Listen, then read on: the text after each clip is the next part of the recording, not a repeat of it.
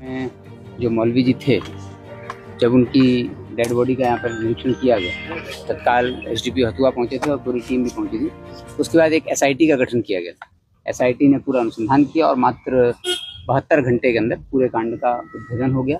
मुख्य अभियुक्त तो सारी जो अनुसंधान थी वो सारा कंप्लीट हो गया। जब ये हत्या हुई थी तो हत्या के बाद मौलवी जी का जो मोबाइल था वो हत्यारा लेकर के चला गया था, उनकी सिम उसमें लगी हुई थी, वो भी लेकर के चला गया था। और कुछ पैसे भी थे उनके कमरे में, क्योंकि वो मस्जिद के जो वरांडा में सोते थे और बगल में एक कमरा था, उस कमरे में उनका कुछ पैसे वगैरह भी रखे हुए थे। वो लेकर के और मोबाइल लेकर के अपराधी चला गया। घटना के बाद एफएसएल की टीम यहाँ पर आई थी। एफएसएल की टीम ने काफ़ी विस्तृत और गहराई से एक एक बिंदुओं का परीक्षण किया। हम लोग भी यहाँ पर आए थे, मैं भी आया था, एसआईटी पूरी टीम आई थी एसआईटी की। एक एक बिंदु का निरीक्षण किया और पिछले 72 घंटे से हम लोग इस घटना के उद्भेदन में लगे हुए थे।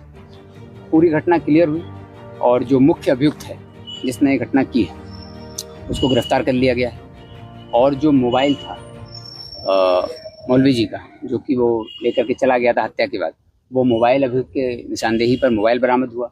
उनकी जो सिम थी वो सिम लेके चला गया था, वो सिम बरामद हुई है।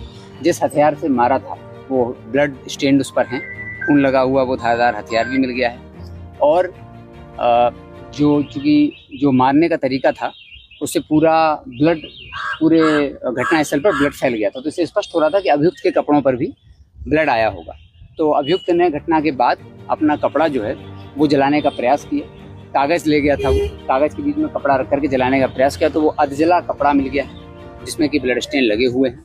वो पूरा सीज कर लिया गया है और उसकी आगे फॉरेंसिक जांच भी कराई जा रही है। जब उससे पूछताछ हुई तो पूरी कहानी कुछ इस तरह स्पष्ट हुई कि यहाँ पर चूँकि अभियुक्त का घर भी मस्जिद से बहुत ही करीब है। मस्जिद के करीब घर होने की वजह से अभियुक्त जो हैं लगातार मस्जिद के आसपास आते रहते थे और मौलवी जी से परिचित भी थे, अपना घूमते रहते थे। जब अभियुक्त ने सब कुछ देखा और आज से करीब 2-2.5 महीने पहले एक पंचायती हुई थी। अभियुक्त का परिवार जो है, अभियुक्त स्वयं नशे का शिकार है, नशे की तरह तरह का नशा करते रहते हैं। उनके जो घर में उनके पिताजी हैं वो भी आदतन नशे के सेवन करते रहते हैं, जैसे कि शराब आदि का सेवन वो करते हैं।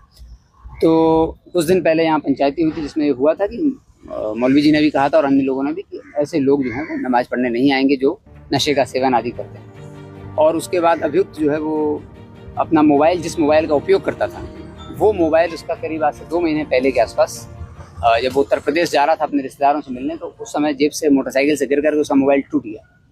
वो मोबाइल, टूटा हुआ मोबाइल वो मिला है। उस मोबाइल को जब टूट गया तो उसकी स्क्रीन टूट गई थी। लड़का जो है लगातार उस मोबाइल को यूज़ करता था। जब मोबाइल की उसकी तड़प थी पिछले 2 महीने से, वो बेचैनी थी।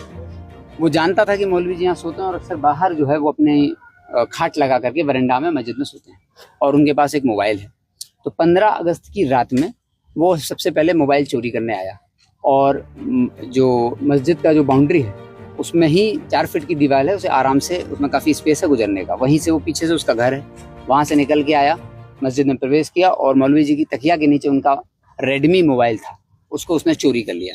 चोरी करने के बाद वो मोबाइल लेकर गया और तत्काल उसने रात में उनकी सिम तोड़ दी, जो सिम वो पहले यूज़ करते थे, उस सिम को उसने जंगल में फेंक दिया। फेंकने के बाद उस मोबाइल को उसने ऑफ रखा और दिन के करीब 2 बजे, 16 तारीख के दिन के 2 बजे उसने उस मोबाइल को खोला, उसमें अपनी सिम डाली, इसके भी सारे साक्ष्य मिल गए हैं। उसने अपनी सिम डाली और उसमें अपना इंस्टाग्राम का अकाउंट बनाया और तरह तरह के गेम, लूडो उसमें खेला उसने, और फ्री फायर करके गेम होता है मोबाइल में खेलने वाला, वो खेला। आदतन मोबाइल का ये यूज़र था और मोबाइल की बेचैनी, चूँकि इसका अपना मोबाइल स्क्रीन टूट गई थी, पिछले 2 महीने से मोबाइल की तलाशी कर रहा था। आर्थिक स्थिति ठीक नहीं है इस पूरे परिवार की और इस पैसे की, चूँकि कभी कभी ड्राइवरी का काम करता है और अन्य कोई काम नहीं करता, उम्र भी काफ़ी कम है। तो इसने फिर उसमें इंस्टाग्राम चलाया, वो यूज़र आईडी जो कौन सी इंस्टाग्राम की चलाई वो मिली है। इसने जो गेम खेले उसके साक्ष्य मिले हैं, वो टूटा हुआ मोबाइल मिला है। उस मोबाइल को यूज़ करने के बाद फिर इसने अपने, जब उस दिन शाम में 16 तारीख की शाम में बारिश भी हो रही थी, तो साथ में ये मोबाइल ले करके आस पड़ोस, चूँकि उसमें चोरी हुई थी घटना, मौलवी जी का मोबाइल चोरी हुआ, तो पूरे आसपास हल्ला हो गया था कि मौलवी जी का मोबाइल चोरी हुआ। तो उसी क्रम में इसका एक मित्र था, उसने देखा इसको मोबाइल यूज़ करते हुए, उसको पता था, तो उसने उसकी फ़ोटो लेकर के पड़ोस के एक लड़के को भेज दी कि ये तो मौलवी जी का मोबाइल लग रहा है। तो उस लड़के ने फिर मौलवी जी को बुलाया, इस लड़के को, और इसके हाथ में मोबाइल देखा। मोबाइल देख करके इसने बोला कि ये तो मौलवी जी का मोबाइल है। उसने उससे मोबाइल ले लिया और ले करके मौलवी जी को दिखाया। तो मौलवी जी ने देखते ही साथ पहचान लिया कि हाँ ये तो मेरा ही मोबाइल है। किसने दिया आपको? उसने बताया कि फलाने लड़के ने ले लिया है और उस लड़के ने इसको छीन के रखा हुआ है। तो जब ये मोबाइल मौलवी जी को पता चल गया तो मौलवी जी और उस लड़के ने बोला कि अब इस पर पंचायती होगी, कल सबको बताया जाएगा और तुमको आवश्यक कार्रवाई की जाएगी, पुलिस आदि में भी सूचना दी जाएगी क्योंकि ये चोरी तुमने की है। और मोबाइल के बारे में मौलवी जी ने स्पष्ट निर्णय दे दिया और ये लड़का वहाँ से चला गया। उसके बाद ये लड़का भयंकर उसमें आ गया कि कैसे हम पंचायती होगी पूरे समाज में और यहाँ पर बेइज्जती होगी।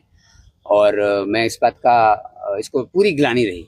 रात के करीब 12:30 बजे के आसपास ये आया यहाँ पे। बगल में उस दिन गांव के कुछ पड़ोसी हैं, उनका बेटा बगल में मिसिंग था रात में, तो वो लोग आकर के घूम रहे थे, उनसे भी रात में इसकी मुलाकात हुई। पूरा सीसीटीवी का अवलोकन आसपास किया गया है, टेक्निकल अनुसंधान किया गया, एक एक बिंदु पर बारीकी से देखा गया। उन सब लोगों से, आसपास के जितने लोग थे जो रात में जिनकी गतिविधि थी, जो सक्रिय थे यहाँ पे, उन सबको बुलाया गया, उनसे पूछताछ हुई तो स्पष्ट हुआ कि वो लोग अपने बच्चे को ढूंढने के लिए निकले हुए थे। तो उनको भी ये लड़का यहाँ पर मिला था। उस समय प्लानिंग कर रहा था और जब वो लोग चले गए, उनका लड़का मिल गया और जाकर के वो लोग सो गए, तो उसके 20 से 25 मिनट करीब 1 बजे के आसपास ये अपने घर से निकला, मस्जिद की बाउंड्री जो 4 फीट की है उसको फांद करके, 3.5-4 फीट की उसको फांद करके अंदर आया और जो हथियार लाया था उससे जो मौलवी जी का सोने का ये विचार करके आया था कि आवाज़ नहीं आनी चाहिए, तो उसने पहला वार सीधा गर्दन पे किया। गर्दन पर 2 वार किए, जिससे तत्काल वहाँ पर उनकी आवाज़ निकलना बंद हो गई और ब्लड काफ़ी लॉस हो गया।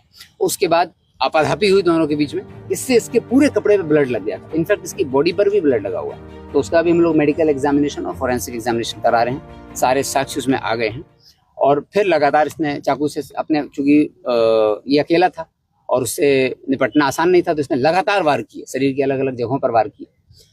उसके बाद ये जब वो शांत हो गए तो फिर ये उठा, निकल के चला गया। फिर अपने घर पहुंचा। घर पहुंचने के बाद ये उसने उस समय जब घटना हुई उसके पहले, चूंकि मौलवी जी का मोबाइल चोरी हो गया था, तो उन्होंने वो मोबाइल नहीं लिया था, तो मौलवी जी के कुछ परिजनों ने उनको एक दूसरा मोबाइल दिया था, मोटोरोला का। वो मोबाइल भी उस दिन रखा हुआ था इनके कमरे में, तो इसने वो मोबाइल उस दिन चुराया, चूंकि उसको मोबाइल की लत थी, मोबाइल चाहिए था इसको, तो उसने मोटोरोला का वो मोबाइल लिया, उसमें लगी सिम ली। वो दोनों सिम और मोबाइल, जो छोटा कमरा है अंदर जिसमें मौलवी जी रहते थे, वो कमरे में से मोबाइल, सिम और कुछ पैसे इसने निकाले और वो लेकर के अपने घर में चला गया। घर में ले जाने के बाद इसने मोबाइल से सिम निकाली, सिम अलग रख दी और वो मोटोरोला का मोबाइल अपने घर में ही रख दिया। और ये जाकर के सुबह इसको लगा कि चूंकि किसी को पता नहीं चलेगा, लेकिन चूंकि यहाँ आस पड़ोस के सब लोगों को पता था कि रात में 1 दिन पहले मोबाइल जैसा वो हुआ था, तो तत्काल जब हम लोगों को इस बारे में पता चला तो हम लोगों ने सीसीटीवी देखा, इसको उठाया और फिर इसको जैसे निरुद्ध किया गया। निरुद्ध करने के बाद पूरी पूछताछ हुई तो पूरी तरह स्पष्ट हुआ कि इस मामले में इसने किस तरह ये घटना की। और जब इससे पूछा गया उसने बताया। फिर वो जो मौलवी जी का मोबाइल था मोटोरोला, वो इसके घर से बरामद हुआ। सिम थी वो इसके घर से बरामद। इससे पूछा गया कि तुम्हारे कपड़ों पे जो ब्लड लगे थे वो कहाँ पर है, तो इसने बताया कि हमने जलाने का प्रयास किया, वहाँ पर टीम गई, फॉरेंसिक की टीम गई, उसमें वो ब्लड लगे हुए कपड़े जो कि अधजले थे वो कपड़े लिए गए। इसके शरीर पर भी कुछ ब्लड का साक्ष्य मिला है, चूंकि काफ़ी आपाधापी हुई दोनों के बीच में, उस आपाधापी में इसके शरीर पर भी ब्लड आया, तो उसका भी फॉरेंसिक एग्जामिनेशन हम लोग करा रहे हैं, मेडिकल एग्जामिनेशन, और वो ब्लड स्टेन आए हुए हैं। और इसने जो हथियार जिससे मारा था उस पर भी ब्लड स्टेन है, वो भी प्राप्त कर लिया गया। सबकी फॉरेंसिक जांच होगी, पूरा केस एकदम क्लियर हो गया है, स्पष्ट हो गया है, और जो मुख्य बालक है उसको गिरफ्तार कर लिया गया है। उसको आरोपी नाबालिग है कि बालिग है? अब इसमें नहीं, इसमें कोई भी शामिल